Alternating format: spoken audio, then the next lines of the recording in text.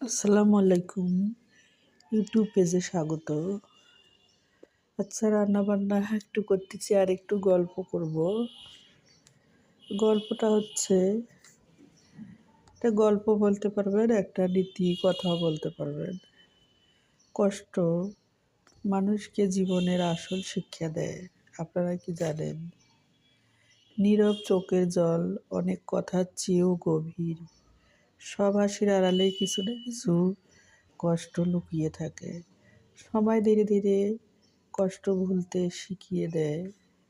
কষ্টের পরে সুখের নতুন সকাল আসে। যাই হোক, ভালো থাকবেন আপনারা।